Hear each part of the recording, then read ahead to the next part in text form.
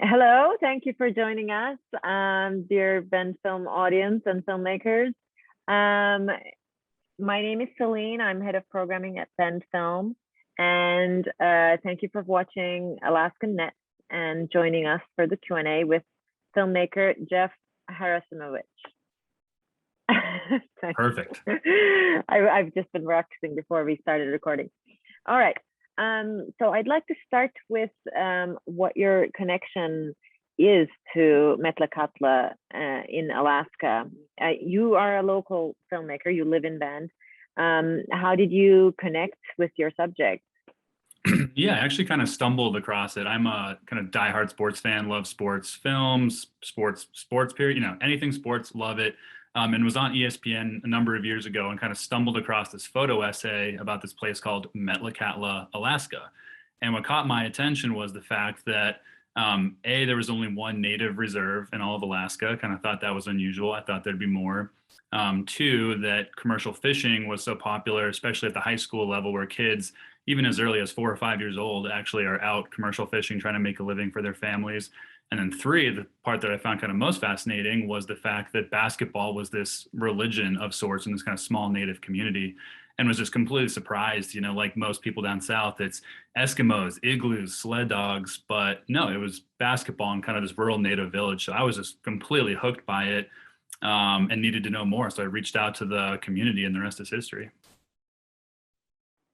So were you in search for a subject matter to make a documentary about something, or did you just find the people in town and the subjects and you were like, I got to make a documentary about this? Yeah, it was really serendipity. I've been working on lots of other people's projects. Like I'd been producing with lots of other different partners, but was kind of just, I had an itch I couldn't really scratch with other people, at least at that point in time. And then it's kind of one of those things when as soon as I saw the story, it was just like the light goes off, the lightning strikes your brain. Like, this is it. This is definitely something I want to be a part of. So I saw it, I was hooked on it. The idea of doing something myself was the scariest thing in the world, but I mean, I pitched it to everybody. I asked everyone if they wanted to partner, and it was no, too scary, too expensive, what if nothing happens? So as a last resort, I bought a camera, I learned how to use it, and I went up there and I made this movie with kind of basically a friend. Made the rest just turned out, I mean, it couldn't have been any better than it turned out. So how long, like when did the process begin? Was it just you turning up for research first, or did you go with the intention of like starting filming? And did you know what it was going to be? Like, were you planning it as a documentary short, or like, did you want it to be a documentary feature right from the start? Yeah, the intention was always to make it a feature. I had seen this film Undefeated, which came out probably 5 years before I had made or started making Alaskan Nets, and it was a documentary about this high school football team in Tennessee. Ended up winning the Oscar for Best Documentary, and was really inspired by that story, and was in a way looking for my own version of Undefeated. So when I found it, I was like, I think this is it. So the idea was always a documentary, but then when I went up there for the first time, instantly fell in love with the community, fell in love with the story, and really wanted to tell it. But then it was the fear factor of, how am I going to do this? This is going to be really expensive. This is going to be, I'm way out of my depth here. But really, it's kind of cliche, but it's like the fear of not doing it was way more scary than actually just jumping in and figuring it out. So I literally got permission from the tribe to tell their story.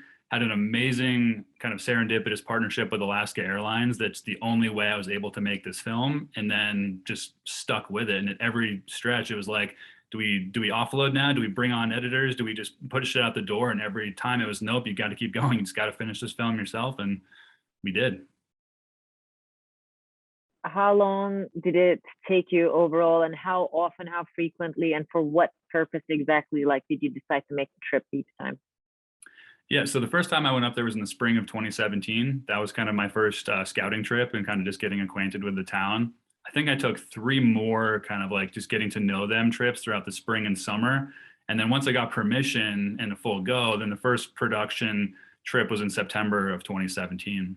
So in September, October, November, I'd kind of go up for about a week at a time. And then kind of strangely enough, I actually got married in October of 2017. And then a few weeks later, I basically moved to Alaska by myself to go make this movie. So I have a very understanding wife, but I basically lived there from probably December of 2017 until about May of 2018. And then for the next 6 to 7 months, it was just kind of up for about a week and a half at a time, about every month or so, to get fishing, hunting, interviews, and just kind of round out the story that we were really trying to tell around the basketball program.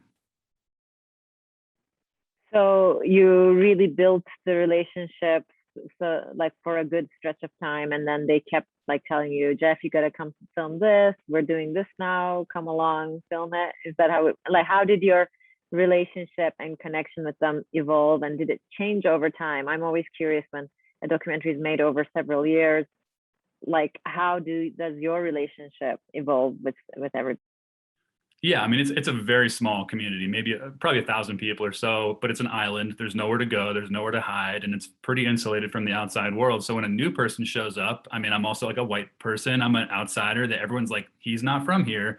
So I remember on my first trip there, I met up with the basketball coach, and they had little league basketball going on at the time. So it's, little kids who were fourth grade, fifth grade, sixth grade. And I remember kind of walking through town and then going to the gym with him, and everyone was kind of looking at me. And then I don't know why they have it necessarily, but everyone has these radios in their homes where they can like basically put out announcements and talk to one another. And then I was in someone's house meeting with them, and then they said, "Who's this guy walking around town with the nice boots on?" Like, and I had heard that a couple of times. I was like, I mean, I had like, it was like leather boots, but I didn't think anything of it. But it was very noticeable, like, oh, who's this guy? So it started out with, I think, a curiosity. And my intention was really to be kind of like, I didn't want to get involved in the story. I really wanted to keep my distance, not have any over attachment, overly influencing the story. But that kind of fell apart pretty quickly, just based on, I think, the nature of the community. They're so inviting and warm once they know you and like you. So very quickly it was like, come over for dinner, let's go fishing, let's go do this stuff. And then so it was kind of a hybrid of, I am their, their chronicler, if you will, but also kind of became a friend and family relationship too over time.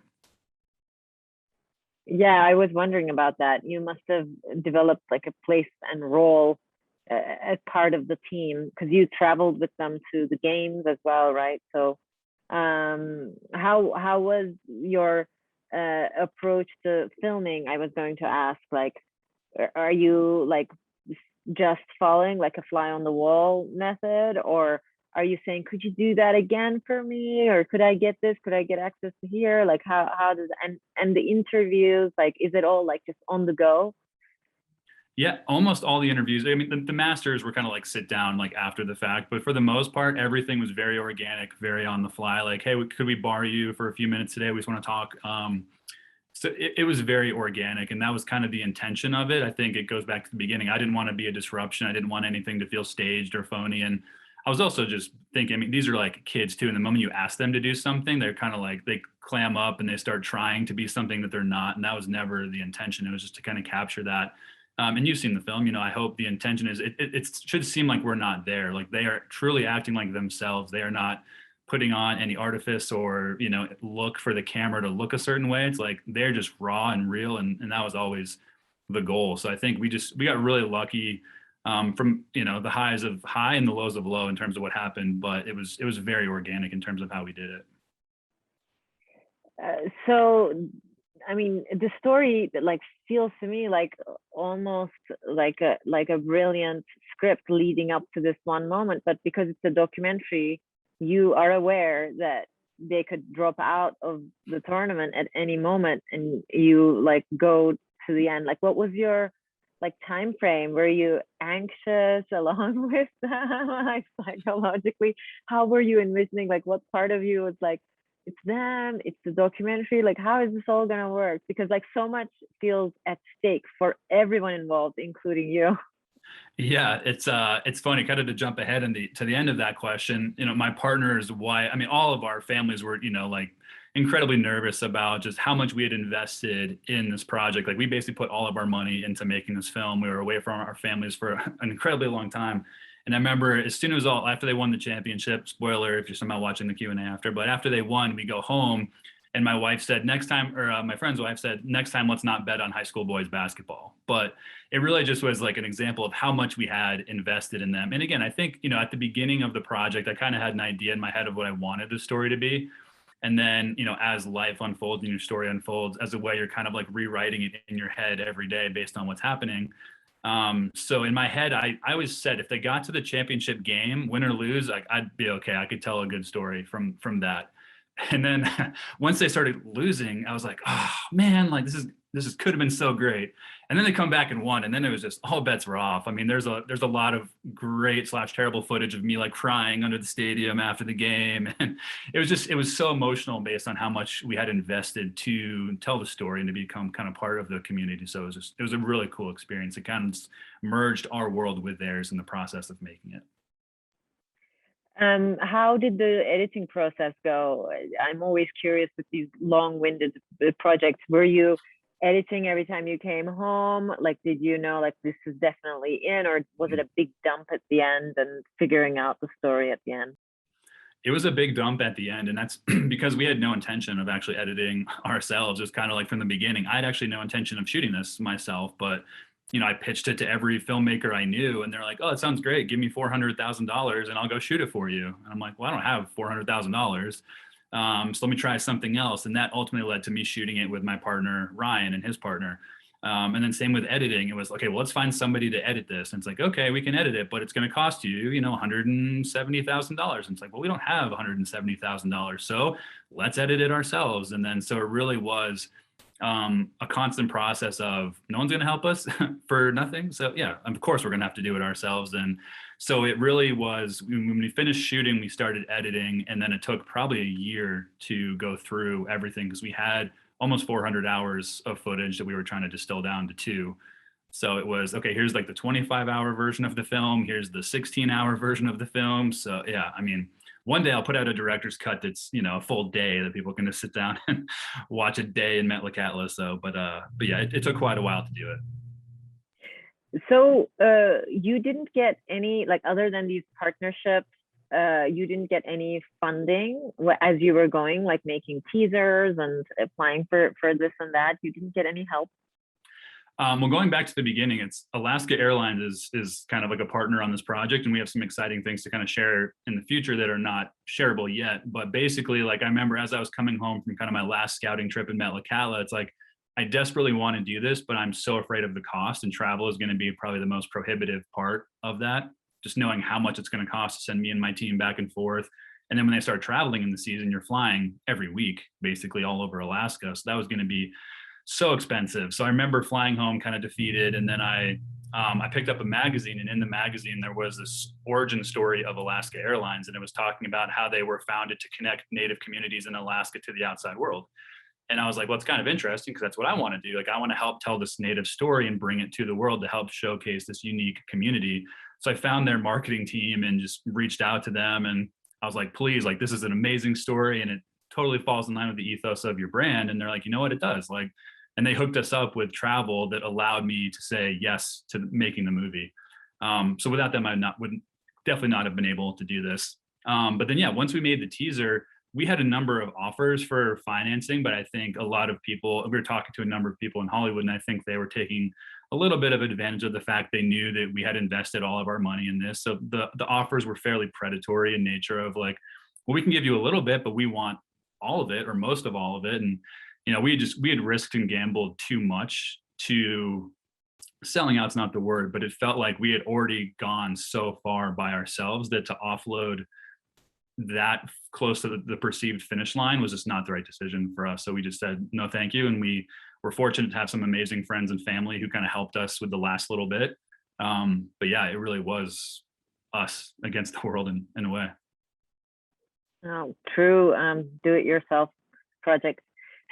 What Yes. did you find to be like the biggest obstacle and challenge? Not necessarily in terms of logistics and funding and production, but making such an intimate project with people, because it's so emotional. There's so much emotion, so much sadness, so much joy and victory as well. It's like such a big mix of emotions.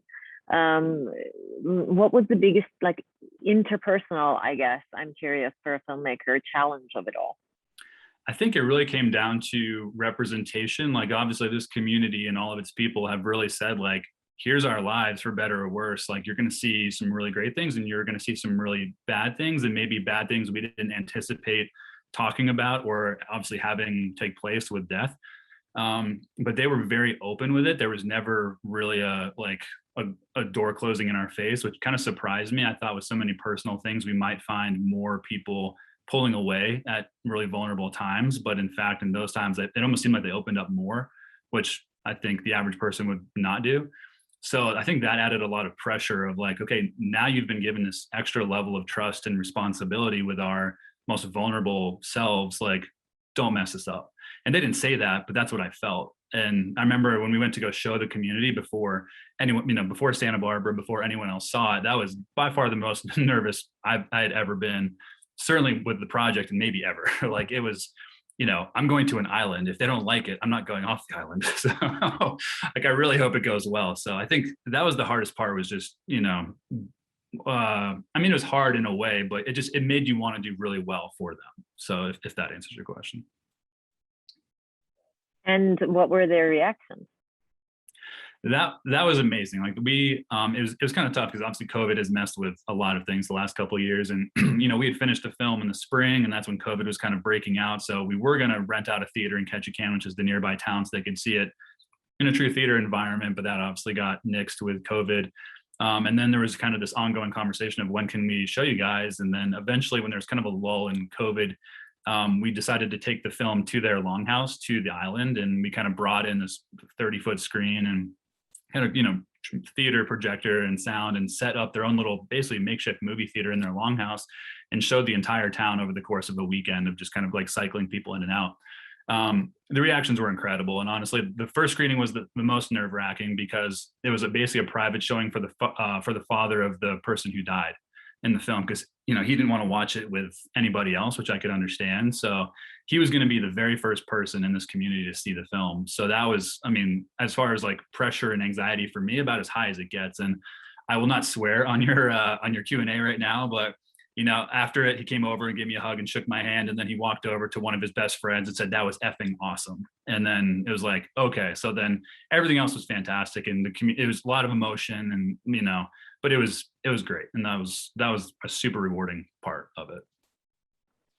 You must be still in touch with the community. I don't know, did you notice any change, any development in the fishing industry part or in their team? Like, how is their team doing? Like, what's been happening since you wrapped the documentary? Yeah, well, basketball wise, they actually went back to the state championship the following year and lost kind of in a heartbreaker. So they're always like near the end. It's just getting over that, that last hump has been the hard part for them for so long. So it makes me feel that much more grateful that we were there the year we were. So they have not been back since, obviously they got close and then COVID kind of shut things down. So basketball got kind of squashed for a while. Fishing this last summer actually was kind of a fluke good year for them, which was really fortunate. But a lot of their kind of like fishing partners have left the island, like their cannery on the island has more or less shut down. So they really are that much more isolated, where if they're going to find their own path, they kind of have to like, forge their own relationships with packers and different companies to make their living. So it's been challenging. And then especially when COVID hit, the Asian markets, which were buying a lot of the sea cucumbers and gooey duck clams, were definitely not taking anything in because obviously with the outbreak, there was a lot of concern about, foods coming from Asia and stuff like that. So they got hit really hard kind of post the end of this film. They're doing okay right now, which is kind of the story of Metlakatla. It's like, even in the bad times, like they're okay and they'll keep going. So I think the film was nice that it kind of, especially coming off of the death and some of the down times, it was a big like buoyancy for them. And they still talk about it every time, we put out a tweet, there's a ton of excitement or anything like that. They're super excited about the Bend Film Festival. It's very validating for them that people care about their story and want to see it. So I think that's the exciting part for me, is the story will always be there. It will always kind of be this record of a difficult and great time in their lives, that when things are bad, they can always look to and, feel pride for who they are and what they're all about. That's wonderful. And what's next for you as a filmmaker? What have you been working on since wrapping this, and what are you going to do next? I have a couple projects kind of in development right now. Again, my good friend COVID has made some of these things challenging because they are sports related, and sports have obviously been put on hold. And the next kind of project is a series that is international in nature too, which has kind of put the kibosh on that. So, but that is finally kind of moving forward a little bit. Nothing's announced yet, but it's kind of like a travel sports show in community places around the world. In many ways, kind of inspired by what happened in Metlakatla making this film. And then another thing I'm really proud about is I work with a local nonprofit called Mission 22, which works with veterans trying to end the veteran suicide epidemic. So they're based in Sisters, and it's been really kind of validating and rewarding to work with them and help a very worthy and kind of noble cause. Are you making a documentary with them?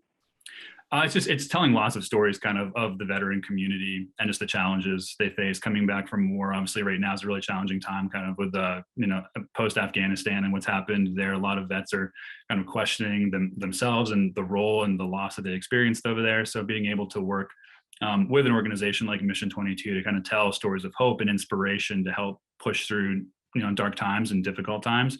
So we're always telling stories and looking for stories for them just to kind of help people in that time of need. Sounds like there's a lot more emotional intensity in your I have a way future of and in your finding it. filmmaking. Yeah, I have a way of finding it.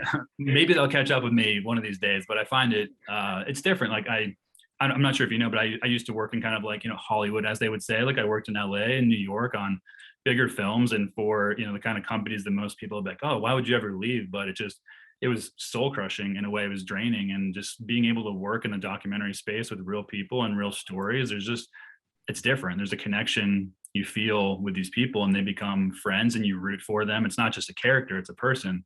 Like you root for them, you root for their families. And yeah, it's a lot of pressure. I think, and again, like I said earlier, anytime someone says, here's my life, it's like, I would certainly want someone to care about that and try to do a good job with it. And I guess it's kind of a burden, if you will, but it's something I enjoy doing, and I want to do right by people. So I really enjoy what I do.